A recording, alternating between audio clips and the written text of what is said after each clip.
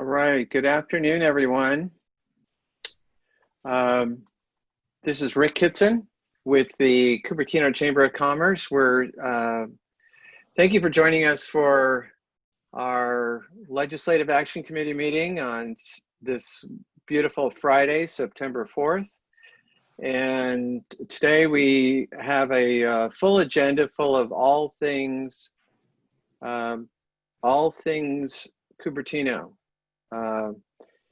Although there's a pandemic on top of everyone's mind, in fact, the work of the city is always going on, and we're going to hear a lot about what the city is working on. And Anjali, can I ask you to stop sharing your screen? I don't know if I'm not sharing my screen. Okay, it has you as the speaker view, and all I can see is you. But yeah, it's because you can't see yourself. Okay, great. Anyway, so thank you for joining us here today. We are going to start off with an update regarding waste hauling. In fact, it's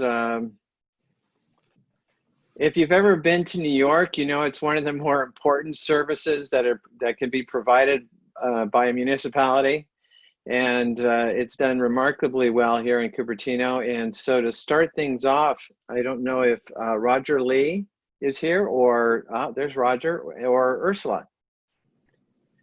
Well, you have us both. Thank you, Rick, and it's always a pleasure to join the Chamber's Legislative Action Committee. And yeah, we're going to talk trash. I know it's the lunch hour. It's a topic to start off with. So I know it never gets old. Actually, I probably say that every time. You know, many of you may be aware that you know, we've had a long relationship with Recology. They've been providing our solid waste services. You know, that includes whether it's your refuse, your recyclables, your green waste, your food waste. That's all been handled with Recology, you know, successfully over many years in our council. They authorized myself and Ursula to negotiate a new franchise agreement with Recology. Our current agreement, it sunsets at the end of January of next year. So we've been working earnestly on what a new franchise agreement may look like. And so, you know, we're just very, you know, we've been, you know, proud over the last many years to have high levels of service and you know, relatively low cost to provide that service compared to other agencies. And so we're just very sensitive to maintain that going forward. You know, there's, you know, like almost any other industry, things are getting more and more regulated, and we have some new regulations in the form of SB 1383 that's going to be hitting in a year or so. That'll play into our rates. But Ursula has a presentation and just some of the inputs and things that we're thinking of to try to maintain that ratio of high service and low cost. And I'll just let Ursula get started there. And she'll also share with you our timeline and when we think we'll be ready to take a recommendation to council. So with that, Ursula.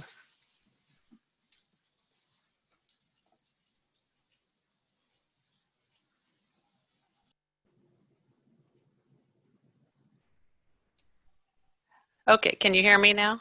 Hopefully you can see. Can you see the presentation?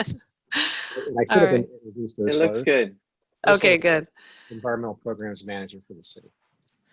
Yeah, thank you, everybody. We certainly appreciate having a little time on your agenda. And Rick Kitson and I were just talking ahead of time that we were last before you, I think, on March 6th, which seems like a million years ago, and what we call the before time on this topic. And so as Roger said, we are working on a new 10-year agreement with Recology. We're planning to bring that to council in November. The effective date would be February 1st. As Roger said, we're keeping an eye on our comparative agencies with rates, services, want to make sure that we're in line with those. And on the subject of rates, I know that's always you know, of great interest. We do expect changes, and the amount of change is going to be influenced by the services that we negotiate, what is, you know, considered critical and valuable to our community, the cost to comply with coming regulations, and the weak recycling markets are not insignificant either to these calculations. 1383 is the one that this new regulation, which we call 1383, is the one that's really big on everyone's mind in the solid waste world. And we have just a little bit of info about that. It's the short-lived climate pollutants regulations, goes into effect in 2022. And the big push is to keep organics, and especially food and edible stuff, out of the garbage. Many of you may remember we have AB 186 or AB 1826 already on the books that required mandatory commercial organic service. But this is kind of like, okay, we got everyone's service, and the good news is that in Cupertino, all businesses have access to organic service. They should have a bin already available to them. The way I think about it is 1383 means we're going to really have to start using that service now and be good about keeping all the food in, all the contamination out. So we feel like we're in a pretty good position in Cupertino to start facing this coming requirement, but it is going to have costs associated with it. And not just for us, but for the whole state. You know, all cities now have to deal with this and prepare for this. And the state is even going to require jurisdictions to enforce against non-compliance starting in 2024. So it really is taking this whole diversion aspect to a higher level. So just, you know, don't take our word for it. You know, here's CalRecycle. This is a little blurb from them. This is going to highlight some of what we're looking at in terms of activities and costs that we're going to be facing. We have to do a lot of enforcement and inspection around this regulation. So it's going to be route reviews, inspections for contamination, giving feedback to these, you know, commercial entities and food generators. We need to make sure that edible food recovery is happening. We need to make sure that, say if you are a large food generator like a grocery store, that you actually have edible food recovery contracts in place. I mean, it's very rigorous. It's going to roll out in 2 tiers. Tier 1 is going to be the larger food producers, you know, the grocery stores, supermarkets, large event organizer kind of situations. And then Tier 2 will be required 2 years later, the larger restaurants, hotels, healthcare facilities. So this is the big thing that's coming down from the state that we're all bracing for and preparing for. Our next steps are really, we want to give everyone an opportunity to provide input about services, valued services, you know, as we're going through these negotiations, what we want to make sure that we are, you know, sensitive to and including. We are going to offer a webinar that's targeted to business owners and multifamily property managers on October 1st. And we've set up a web page that has some basic information on this process and opportunities to communicate with us.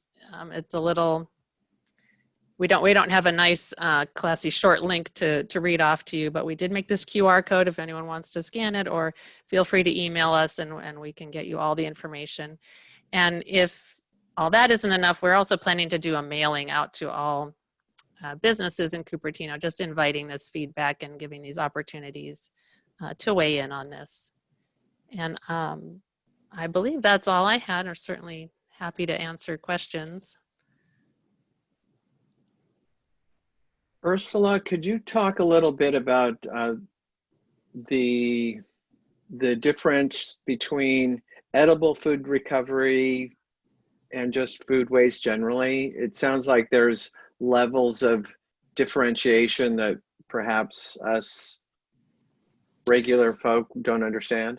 Right. So I'll just preface that by saying that the state, well, just as a background, the state did a giant waste characterization study and found this huge amount of food and food, you know, edible food, inedible food, whatever food organics in the garbage, and determined that really to ratchet down on our methane production, we needed to take control of that.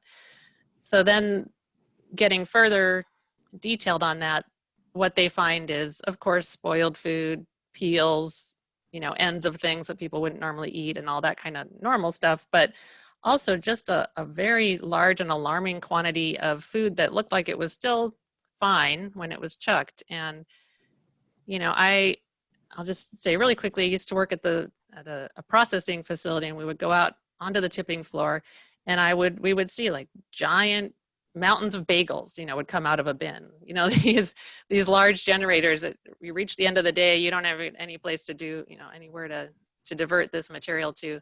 Tons of uneaten food just get chucked. And so that's what the state's really trying to ratchet down on, because they're food insecure folks, tons of food getting thrown away, the methane problem. Let's, you know, try to solve all those together. Great, great, thank you. Are there any other questions? Do you have any idea when the new agreement may go into effect? The current agreement expires January 31st, 2021. So ideally the new agreement would be ready to spring into effect on February 1st. Okay. Yeah, I encourage everybody. I scanned the QR code, and it brought me right to a very nice page on with a lot of information. So definitely encourage people to do that. Great. I don't see any questions. No raised hands. Well, can I just add one quick thing? If you go to the page, we are launching a statistically significant survey that's being done by Godby, and it should launch on Tuesday. So if you are a Cupertino resident and are so fortunate as to get contacted, then you have an opportunity to be statistically sampled and have statistical input. And if you do not, we're also going to make those survey questions available to anyone who would like to offer answers on that same web page. And we're also going to have a commercial version of a survey available. So we're just going to try and give everyone every chance to weigh in. It'd be interesting to compare the difference between a random sample and people who just happen to have really strong opinions. That's always a interesting delta. All right. Well, great. Well, thank you, Ursula. Right. Thank you so much again for the time. Sure. And thank you, Roger. I think with no other questions, we go from trash to traffic. I couldn't help the alliteration. This is just a lot of good material to work with, pun intended here, David. Are you going to start us off talking about, I think, how long ago was it that you had previously presented to the group about the traffic impact fees? It was probably 3 or 4 years ago, Rick. So yeah, I'll start off here. I'm David Stillman. Good afternoon, everybody. David Stillman with Transportation Manager for the city. Yeah, it's been a few years. I'll start off with a little bit of history for you all, some background on what we're going to talk about here this afternoon. Back in 2014, the city adopted a general plan which identified the need to implement a traffic impact fee to fund transportation improvements necessary to accommodate and mitigate the impacts of future development in the city. To support the traffic impact fee program, the city prepared a nexus study that provided a legal basis for acquiring development impact fees consistent with the Mitigation Fee Act. In August 2017, the City Council adopted the Transportation Impact Fee Nexus Study, and in September that year, Council approved an ordinance adding a chapter to the Muni Code to adopt and implement the city's traffic impact fee program. They also adopted a resolution adopting the fee and amending the city's fee schedule to include the fee. Earlier this year, the city moved forward with a process to update the fee to include a number of new capital projects and to reflect updated costs for projects that are already contained within the fee program. To this end, the city partnered with Jason Moody, who's a principal with the firm Economic and Planning Systems, to help guide the update. Jason was instrumental in helping the city develop the initial program and fee back in 2017 and is quite familiar with the city's program. So with that, I'd like to introduce Jason, who will continue with a presentation outlining the details of the program and our update process. Okay, hello. See if I can unvideo myself. No, trying to get a video here, but it won't let me. Okay, start my video. There we go. Thank you. All right, now I'm going to try and share my screen. One additional technological. Here we go. Let's see if that works. Is that being shared? Okay, and I'll go like this. Okay. All right, can everybody see that? Yes. Great. Yes. Okay, so We can see your notes also. you can see what? Your notes also. Yeah, it's in presenter mode. Yeah. So we can see it. Okay, I guess I tried to get it in. Isn't presenter notes isn't that the right mode to be in? Well, anyway, I'll just go. Go ahead. Okay. Oh, I see what you did. Yeah, that's all right. We'll be fine.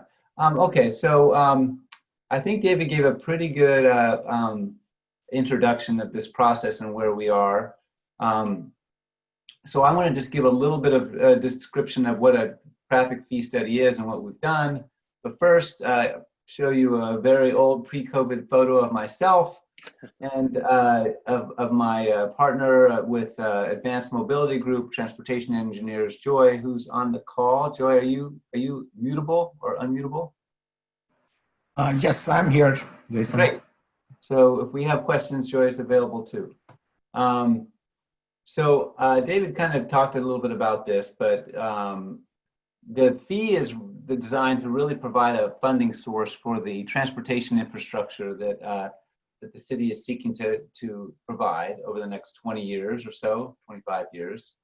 And it has to be calculated so that there's a fair share payment from new development. New development obviously contributes to the need for these new transportation improvements because new development brings with it traffic. However, they're not the only cause. So our job is to kind of separate out how much of the new traffic is caused by, how much future traffic might be caused by new development versus existing circumstances. So as David mentioned, a number of new projects, the big one being the new transit center, as well as some traffic calming projects. And then there were some costs from old projects that were updated. A really real quick recap on what a traffic fee is. They can be used for transportation infrastructure only, not for operation and maintenance, like operating buses or whatnot. It's all capital facilities. It's paid for by developers, so existing residents don't really pay. It's the developers who build new stuff have to pay. The fees are ultimately set by the city council. What our job is to calculate a maximum allowable fee, and the city can come down below that, and they often do, but they can't go above the amount we provide. There's no secret requirement for this. The projects that we identify are all kind of planning requirements. They're not really it's not really a Environmental Quality Act type of thing. There's no EIR that's needed to do this fee program. I don't think we need to go too much over this. Traffic mitigations are things that are done on a project by project basis. A fee is something that everybody would pay. So the type of projects that we have here, we have capacity improvements like our enhancements, such as auto and bike pedestrian facilities, et cetera, which hopefully reduce auto trips. We have safety related projects like traffic calming and I guess sound walls falls into that category. And then we have street and urban design type stuff to encourage biking and walking and et cetera. A fee essentially is the cost of all these projects that we can attribute to new development divided by the new trips that new development is causing. That equals what your fee rate is. So that's essentially what a fee is. How did we select the projects? We used these documents: the Bicycle Transportation Improvement Plan, Pedestrian Transportation Plan, Community Vision, General Plan. That's how we identified what projects to use. And then we had an update with with traffic calming and the transit center. Here's a picture of the so-called transit center, but still a preliminary design. There's a number of potential alternatives out there. This is just illustrative. This is not necessarily the one that will happen. The transit center will be eligible for federal funding. So there's 11.5% local match required. So that's what our fee is calculated on, 11.7% local match. It's very expensive to build this, and the 11.5% is basically equals to 336 million. So you can see how expensive the whole project would be if that's 11.5% of it is 336 million, and that's the number we use in the impact fee program. Here's the total list of projects that are in the fee program. The ones in red are the highlighted projects.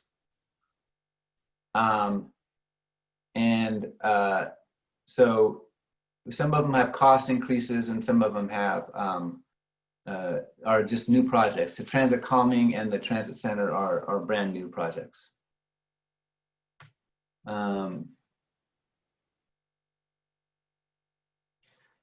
So methodologically, we won't get too much into that because I know we want to leave some time for questions at the end here. But essentially what we did is we had Joy look at the traffic model and allocate costs between new development and existing development. And also we need to deduct known funding sources from the costs, as we've talked about before.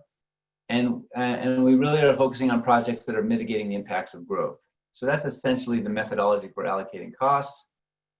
There's also a consideration of Measure B, which will end the 30-year half-cent sales tax, which will generate about $6.3 billion for VTA projects kind of region-wide, including Wolf Road and bicycle pedestrian improvements, which are included in our list. Just quickly here, again, getting into the weeds a little bit about the types of trips that we are included. You have trips that either end or begin in Cupertino, trips that are internal entirely to Cupertino, and then you have through trips. Through trips can't be counted. A lot of the traffic you have is in fact due to trips that don't end or start in Cupertino. They just go through Cupertino, but that's not really the responsibility of developers in Cupertino. They can't do anything about that, so we exclude those trips from the analysis. And based on that, we've allocated the costs of these programs to new development. That last column, amount allocated to new development, and for the most part it's about 50% of the costs are allocated to new development. In some cases it's a little bit higher. In some cases, actually I don't think any cases, in one case it's a little bit lower. And this is all from the traffic model. So we applied those allocations to the cost of the program, and you see the total cost of the program is $105 million. That's how much revenue the TIF program will generate over the time frame that we've looked at. And that will help pay for all these projects. With that costs, we have 10,000 new trips, so you get a $10,466 per trip. And then that goes right into the calculation based on trip rates. And so these would be the fee per development type. So the fees for single family, for example, a new house, it's about $10,000 that they would pay to contribute to this program. Multifamily is $6,500 or $6,600 almost, and on down the line for retail and other, which is just an unidentified use that we would have to use a trip-based approach. But hotels, office is obviously the biggest one at almost $30 a square foot of new development. So here's the comparison between the current TIF and the updated TIF. So the current fee that you pay is on the left, or the developer pays on the left. The updated TIF, and this again is a maximum allowable. It doesn't mean this is the ultimate TIF. It's the amount that this fee study that we've done would justify. So you can see that it's going up for most categories, and for all categories actually, a fair amount. And then we just looked at comparisons with other cities. We don't want to be the only one doing this. So other cities with traffic fees in the region, the ones, most of them have them, but a couple don't. Some of them don't have them. But just because they don't have traffic fees doesn't mean they don't have other fees, meaning fees for parks and recreation facilities or other infrastructure fees that are captured through their impact fee program. So this is the kind of the final we're looking here at office and traffic fees. The final shows you the total fees in Cupertino and compares the total fees in Cupertino with other cities. Get a sense of how you stack up. And at the bottom, you see their existing fee at 18. The new updated fee would allow as high as $30 a square foot, which would mean that the traffic fee, you have other fees. The city has other fees too, including affordable housing fee and a few others. Right now, the traffic fee, it counts for about 7% of your fee. If we went this, we updated by the full maximum amount, your traffic fee would be almost 50% of your total fee. And it would go from $18 to $30 for the traffic. The total fee would go up to $60 per office square foot, for example. We're just showing office. We could show residential and other categories here, but office tends to be the one that people focused on the most in Cupertino. So that was really fast, but I wanted to leave it open for questions because we're getting low on time here. So with that, I'm going to turn it over to the group for questions. Great, thank you, Jason. I know I have a nice big screen, and if I push my, if I look real closely, I can see all the enormous amount of information you've shared. Are you going to be able to share the presentation with us so we can look at it more closely? That shouldn't be a problem. I'm going to let David kind of make the call on that since he's our client. Okay. Yeah, right. we can certainly do that, Rick. Sure. Great. That'll save us from having to watch the video in slow motion over and over again. Great. Thank you very much. Questions? Hands raised. Any questions so far? Well, one thing that I know has come up is are questions about how or whether or not the pandemic and the traffic patterns from that are anticipated to have any enduring effect on the fees and traffic patterns. Oh, that's a big question. Joy, do you want to talk about that generally speaking? Yes, that's a $1 million question nowadays as to how the You're welcome. how the traffic is going to be, or the traffic patterns are going to change after this pandemic is over. So we actually did a study for Contra Costa County, and we looked at the historic data and also came up with a predictor model that can actually predict the traffic on the roadways based on the historic data and the trend, and taking into account the working from home phenomenon, like the low ridership on BART and things like that, and tried to build a model. So it's going to be very difficult.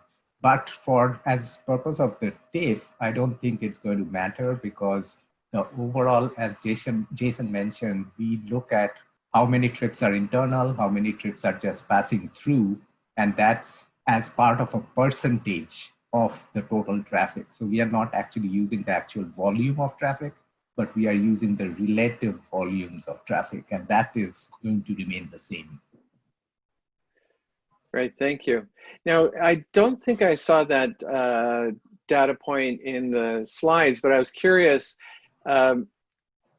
anyone in Cupertino has, I think, had this discussion, if they've been in a discussion about traffic, how much of the traffic that we see in town, what percentage is from through traffic? Does any of your analysis identify that? I think it does. It's right here. This slide 18. Okay, I'm gonna. Or is this, Joy, is this right, or is this on a per? Yeah, this is for, this is, Joy. So yes. So this is actually what we did is, this is not we did the citywide average. If you can see the cost allocation method. So the citywide average is the actual thing that we need to look at. The rest are the select link, which is a different method. So if you look at the citywide average, 5.5% is internal to internal. That means their origin and destination is within Cupertino. And if you look at X to X, that is external to external, which basically means that they are passing through Cupertino. The origin and destination is outside Cupertino, and that is 49.8%. And I to X is from Cupertino to outside, and X to Y is from outside to Cupertino. Wow. Okay, that's great. Thank you. That's about half of the traffic that we would see in most places. Wow, that's great. Thank you. And we do have a question, it looks like.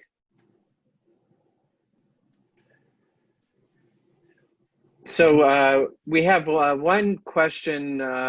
What will Cupertino residents get from this doubling of fees? What will the fees cover?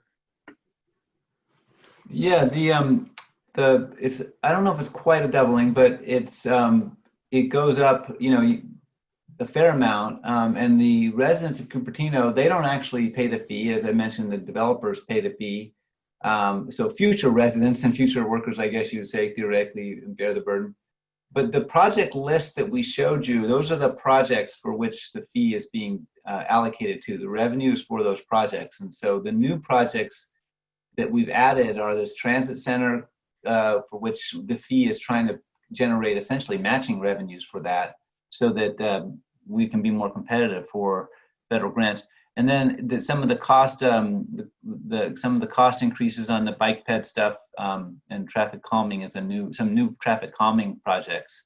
But we can go to the detailed project list to show you those. But David, do you want to talk a little bit more about the projects and what the city gets in terms of the actual projects? Yeah, sure, Jason. So the project list, the majority of the projects in the list are carried over from the current impact fee program, which are the intersections that were identified in the general plan as needing improvements through build out in order to accommodate growth within the city. To those projects were added, and this also goes back to the original TIF, the projects within the bicycle transportation plan. We've added to that list with this update the transit center, which looks forward to ultimately some type of a transit-oriented solution along Highway 85, connecting Mountain View with points down south, and a potential transit center at 85 and Stevens Street Boulevard to accommodate that project. The update includes that project or a portion thereof it, as Jason mentioned, the local match portion of that, because the ultimate price tag for that project would be beyond something that Cupertino would pay for itself, and we'd be looking for ultimately other funding sources like federal money for that. But our portion of that is covered within this TIF update, as well as traffic calming throughout the city.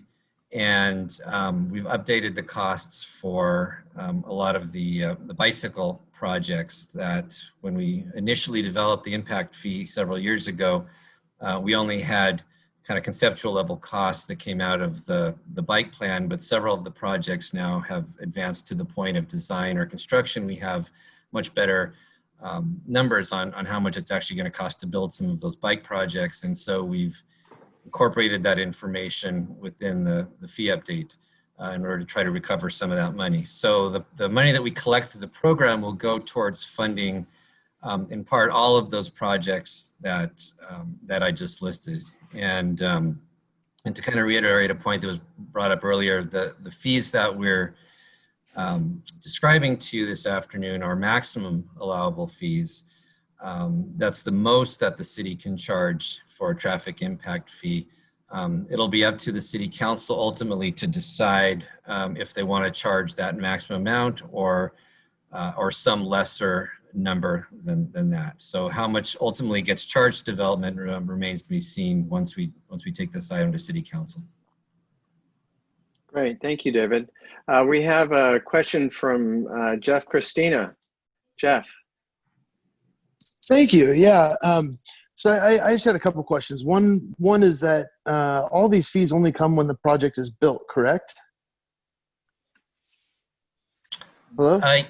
Oh. Yeah. So yes, when a Thanks.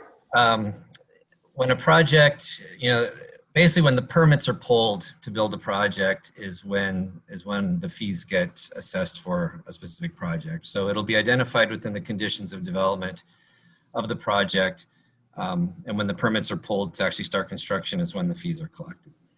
Okay, so there was a total number that was mentioned that will be collected from this fee. So for that total number, all those projects have to be at least permitted. So has there been any conversations with the people that might be dealing with those projects to see how many of them won't pencil out because of this fee? I'm not understanding the question. I'm sorry. Which projects are you referring to? The proposed projects to get to that total number that is necessary. That was not necessary, but that was stated earlier. So for the transportation center. So the fees are collected from developers when a development project, the permits are pulled to develop a project for a developer. It's not dependent upon the projects that are in the list. The projects that are in the list that we've shared with you is just a total list of projects that we will be constructing between now and build out of the city. And when one of those projects, when it comes time that we're ready to build one, we will draw from the money that's been collected within the impact fee program to fund those projects. The individual developers will contribute their fees when they pull the projects for their specific development project. Yeah, I'm sorry, I wasn't very clear with my question. I'll just be more concise. Have there been any developers that have said this fee might make it where I can't get a return, or I can't get lenders to give me money, so I can't build the project because specifically of this fee? Has that conversation been had? This is basically the first public discussion we've had with the updated fees. So okay, no. The short answer is no. Thank you. Now, it also seems like, and this is just following up on Jeff's question, there isn't an inventory of projects that this fee is being mapped against to anticipate collection of those specified amounts. Is that correct? Yes. Yeah, I think I understand the question. This model is, we built on a transportation model that projects out future growth. The transportation model and future growth projections are theoretically based on new development projections. But it is a regional model. But it does take into account the growth projections for the city, which theoretically then take into account specific development opportunities and projects. Okay. Okay, great.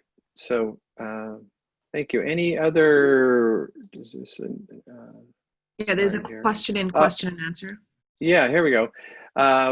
With the addition of numerous very costly projects, the transit center, for example, added on the expense side, the fee is larger. Are there requirements that the funding be spent or kept in escrow for those large projects? What guarantee do we have that they'll actually be built and accrued if developers are charged for them? The answer is yes. I mean, you have to spend the money on it. Usually you're supposed to update your fee program every 5 years or so and do an accounting of like how much money you've accrued, how much you still have left, what you've spent it on, and you're supposed to spend it on only the projects that are on that list. You can't spend it on other projects that are on the list, and you certainly can't use it for operation and maintenance or anything along those lines. So you typically would do an update every 5 years, and also a kind of an annual accounting where you have a separate account where the money goes into, and it's, you know, it's not a general fund slush fund revenue source. It's a separate, you know, fee program account. Now, there is, you know, the chance that that a project, when you update the list, what we've seen is you update a list every 5 years, and it says, you know what, we thought we were going to have this particular project, but that project, it looks like it's not going to happen. But you certainly probably haven't by that time generated enough revenue to pay for that project anyway. Meanwhile, there are a bunch of other projects on the list that are still waiting to occur that are going to happen. So you usually just basically rearrange the money so that you continue to spend it on these long-term projects. Since this is a longer-term project, I mean, in 5 years when you do an update, there'll probably be a lot of projects that aren't done because you wouldn't be getting enough money. That this is built. This is a very long-term view of transportation needs and growth. You couldn't possibly do a fee study that was based on a really, really short period of time, and it wouldn't even be fair because essentially you're kind of a quick answer to that question is the lower the growth that you put in the fee program, the higher the fee. So if you have a fee program that's premised on a 5-year growth projection, that's going to be a really, really high fee unless you eliminate almost all the projects on your list to just a few. So yeah, I mean, there is a process that you have to undertake to account for the money and to make sure to spend it appropriately. Short answer. Great. Well, thank you. I don't see Rick, any more. Yeah. I have a question before we go on. Okay. And that's more of a philosophical question as to, do you think it's a good year to do any fee increases with what's happening in the economy? That should we even be looking at increasing this fee in 2020 or 2021? Well, that's a, you know, not to kind of to bail out of the question, but what we have done is just calculated the maximum allowable fee that will allow the city to up to a certain amount. Now, how much the city wants to charge is, or decides to charge is I'm not going to make a recommendation. I think David can talk about that process a little bit. Yeah, I mean, that's a question that we'll have to address with the city council ultimately. When do you think that will happen? We're planning on going to city council in October with this item. I don't recall exactly which date, but we're going next month. I think it's October 6th. October 6th. Great. Okay. Super. Yeah, it's transportation traffic is you know, one of the big challenges that Cupertino's had for a long time. The pain we feel is immediate when we are sitting in traffic, and of course the solution takes a long time. So thank you all for your work on this. We'll definitely look for this to move forward. Really some remarkable projects that would undoubtedly make important changes to Cupertino. And thank you, David, for sending the presentation. We'll be sure to share that with the attendees today. Thank you, Rick. Thank everybody sure. for your time. Thank you, David, Jason, Joy. Thank you all very much. I think next is Angela Tsui with the mobile vendors policies. Great. Thank you, everyone. Moving right along, I get to throw in my pun. But thanks for the opportunity to discuss the city's mobile vendors policies. Thank you. Let me go ahead and share my screen. There we go. Great. And here's just a quick overview of what I'll be covering. So talking a little bit about the city's economic development strategic plan, Senate Bill SB 946, statewide requirements, and then really kind of touching upon the mobile vending ordinance, existing policies, proposed standards, and next steps, and open for discussion. So with this, Economic Development Strategic Plan, or EDSP, is a multi-year plan to strategically position the city and its business environment. So plans, when they're created, are based on the regional economic trends at that time, employment, industry sectors, and businesses. Also other retail trends of the local economy, the business community's impact on the city's overall fiscal health, and the opportunities for maximizing the value of and strengths of our current businesses. And the EDSP also provides implementation strategies for the city and its partners. And the partners include regional agencies and organizations. And then more locally, we partner and work closely with the Chamber and with the Silicon Valley SBDC. The three initiatives, so the City Council adopted the EDSP in October of 2016, and these following three initiatives were added to the Council Work Program: mobile vendors regulations, incubator and co-working space use, and then a proposed innovation district vision plan. And of those three initiatives, Council has decided to move forward with developing a mobile vendors regulations. And as you can tell right now, this is a very timely and relevant issue given what's going on with the pandemic and the current shelter-in-place health orders. And with the continued uncertainty of the timing of all of this, it's really likely that these types of services will increase. And then the goals of these policies really are to regulate food trucks and other mobile services, but respond to the evolving nature of the sector, facilitate the delivering goods and services throughout, to and throughout the community, and then to ensure public safety and enhanced kind of the design of the mobile service sites. And this last point really speaks to how and where these mobile services would be allowed to congregate. And then here are some examples of the mobile vending and mobile service types that we are considering. So, you know, it's more than just the traditional food trucks, but pet groomers, car windshield repair, mobile barber shops, car detailing. So there really is a growing list of services that are being provided. And as I briefly touched upon, we are also the city also needs to incorporate SB 946. And this law went into effect last year. It promotes entrepreneurship and supports economic development in communities, allows for sidewalk vendors to operate within parts of the public right-of-way, and encourages local authorities to support this type of use. And again, just you know, just for everyone to understand, the definition of sidewalk vendor under SB 946 defines sidewalk vendor as a person who sells food or merchandise from a push cart, and you can read this, but really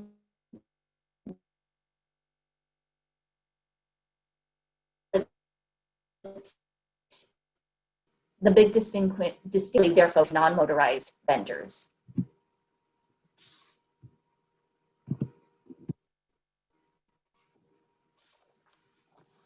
Okay, so under SB 946, cities are not allowed to prohibit sidewalk vending, limit the total number of vendors, and prohibit roaming sidewalk vendors from exclusively residential areas. But however, cities can apply regulations when it's directly related to the health and safety of the community, require sanitary standards, ADA requirements, food preparation standards, and also require a mobile vending permit and business license within the city. And so this chart here just shows you kind of what is allowed under the SB 946 and kind of breaks down where it isn't allowed in non-residential. And then I will go on to kind of what we are currently working with the city's Muni Code. So the Muni Code hasn't been updated to capture how mobile vendor services have evolved in recent years. And this is just a snapshot of what we currently have. And as you can see, the current language only deals with non-motorized push carts and carts.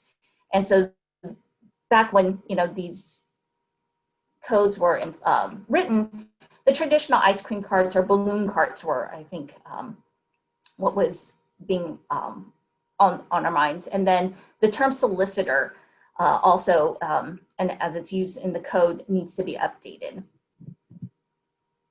So as we're drafting these policies, we're proposing these new definitions. And you can see here where we've called out motorized food vendors, as well as motorized service vendors. Now the second portion, and you'll see the underline, there's exceptions for the services clearly incidental to residential. So carpet cleaners, window cleaners would not be categorized as these motorized vendors. Angela, can you hear me? Yes. Do you mind repeating that? I think you're breaking up a little bit. Oh, sorry. Just your last slide. Okay. Oops, let me go back. So what I had mentioned was for those businesses or those services that you invite to your home, it would be like carpet cleaners, windows cleaners. They would not be considered motorized or mobile vendors, since you are inviting them to your home, and it is, as you can see here, it's an incidental use to your to the residential maintenance. Great, and then thank you. here's a chart, just again, kind of taking a look at what we are proposing for the locations and where mobile vendors or motorized vendors would be allowed. And then some of the proposed ordinance standards that we do want to include would be the number of mobile vendors, size and station of the vehicle, the signage, parking displacement, noise, and trash receptacles.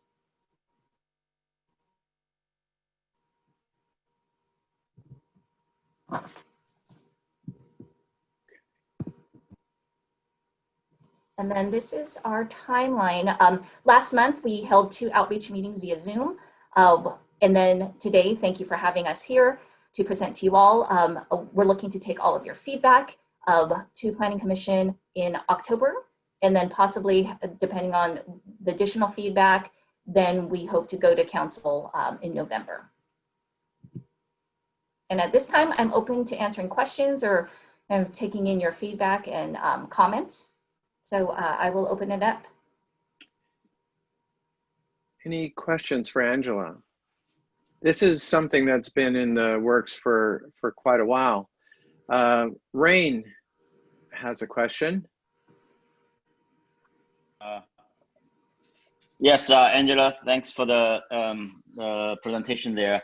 I know a company who is providing like it's not exactly mobile ambulance. Like if you need to call an ambulance, it'll cost like $1,200 to get to the hospital for whatever. And they are providing a service that they can go to your home and address most of the issues. Would that be something that the city would like to have, or it's not interested? What do you think is the stance on that? Wow, hi Rain, that is a new service that I haven't heard of. It is.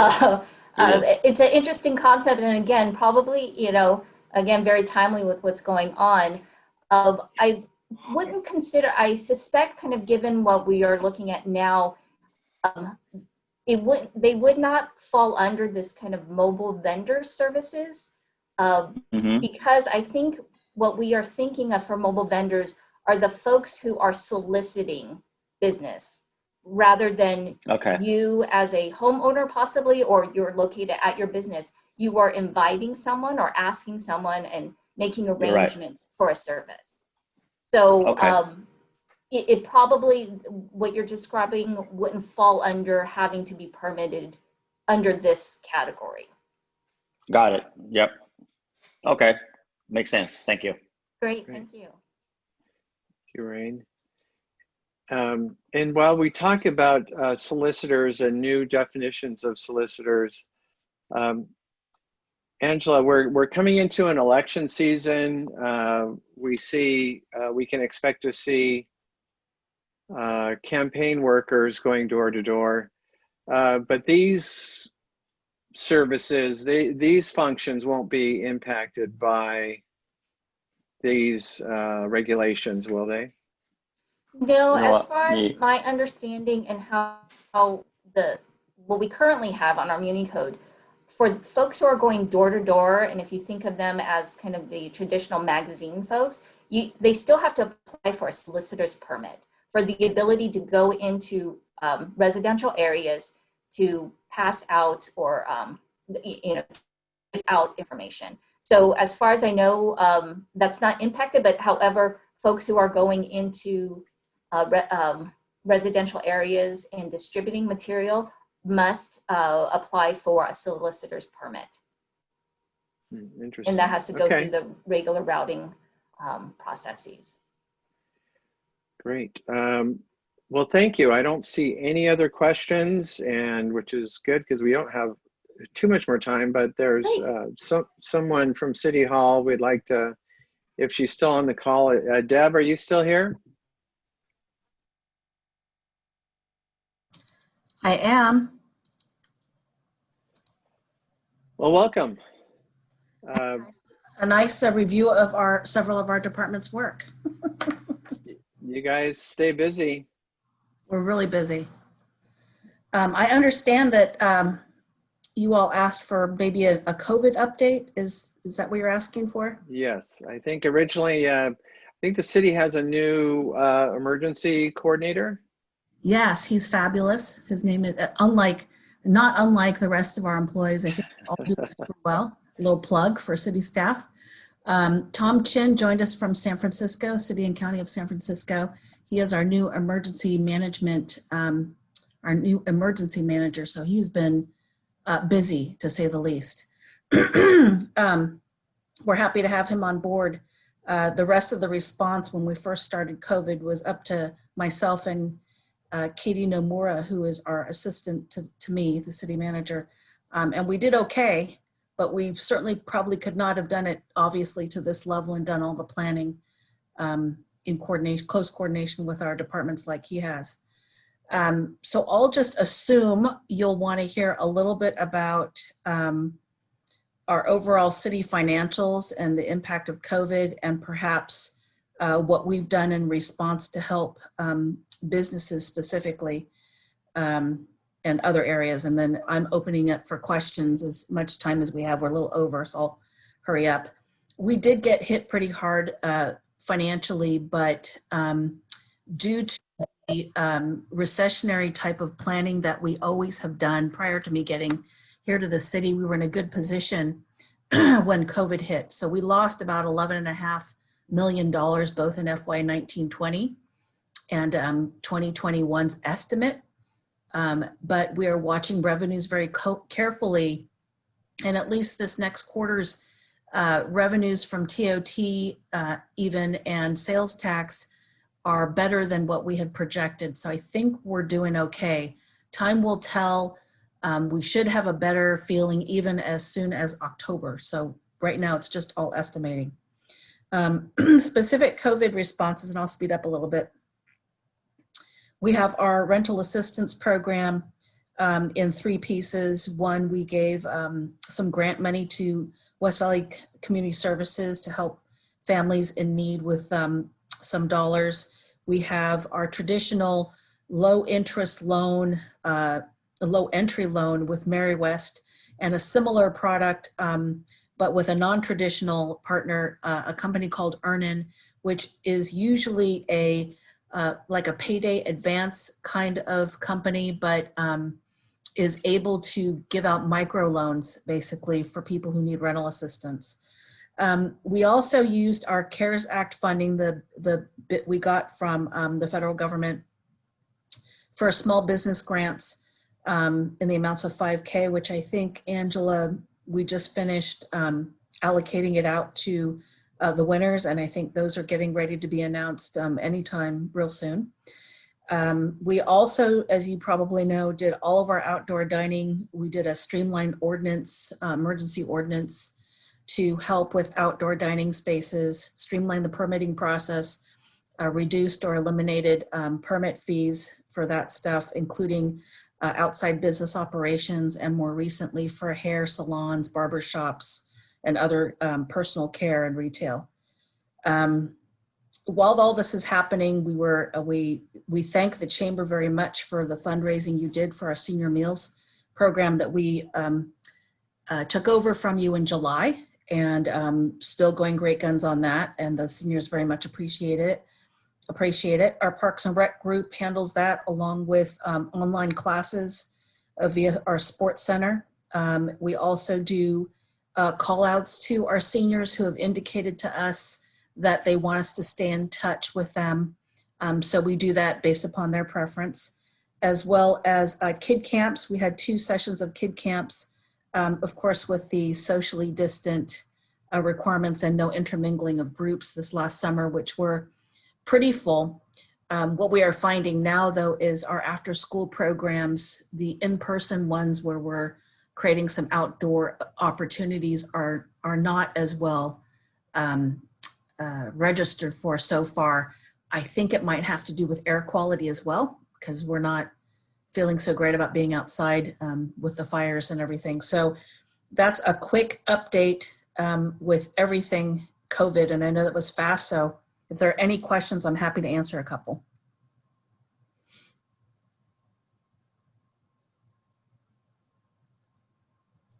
I don't see any questions, but before we let you go, you touched on a couple of things that